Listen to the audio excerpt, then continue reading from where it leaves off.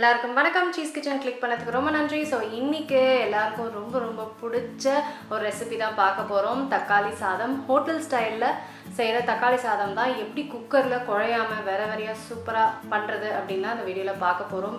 ரொம்ப ஈஸி. எப்படி செய்கிறதுன்னு வாங்க பார்க்கலாம். இப்போ குக்கரில் நான் ஆயில் சேர்த்துக்கிறேன்.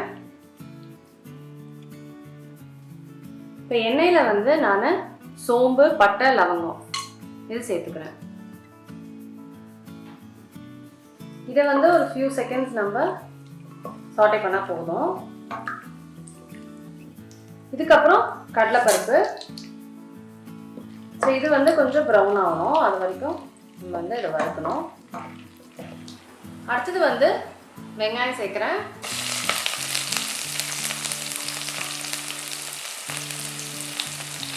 கருவேப்பிலை,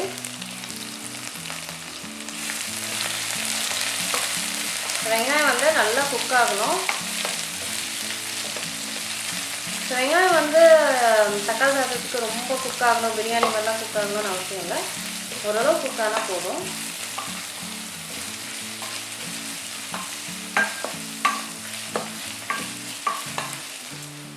ஸோ அது வதங்குற டைமில் அப்படியே இஞ்சி பூண்டு விழுதையும் சேர்த்து வதக்கிடலாம்.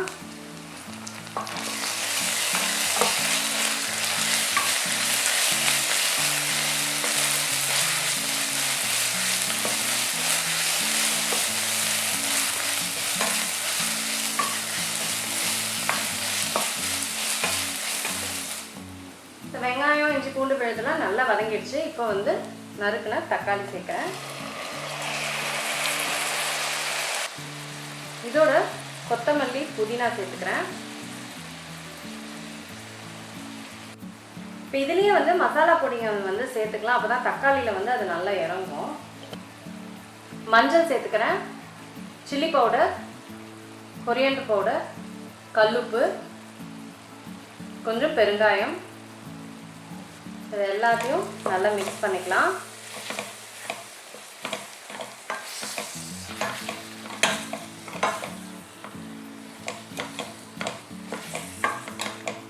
நான் இதெல்லாம் செய்யறதுக்கு முன்னாடியே பார்த்தீங்கன்னா 15 மினிட்ஸ் நான் ரைஸ் சோக் பண்ணிட்டேன்.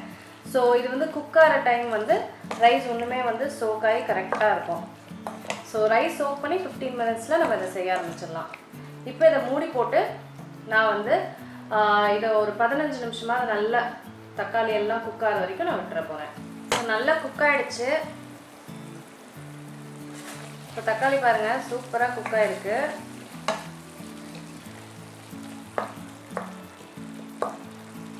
நல்லா மசிக்கிற அளவுக்கு நல்லா குக் ஆகிடுச்சு. இப்போ இதில் ஊற வச்ச ரைஸ் சேர்த்துக்க போகிறேன். ஸோ 2 டம்ளர் ரைஸ் சேர்த்துருக்கேன். அதுக்கு 4 டம்ளர் தண்ணி சேர்க்குறேன்.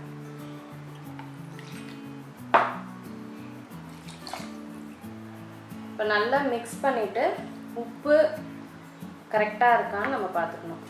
உப்பு கொஞ்சம் கம்மியாக இருக்குது. ஸோ அதனால் உப்பு சேர்த்துக்கிறேன்.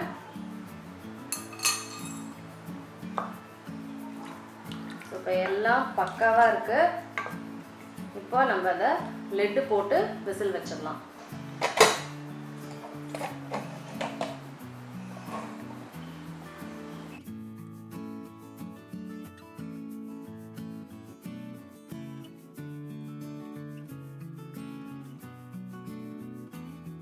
தக்காளி சாதம் ரெடி ஆகிடுச்சு.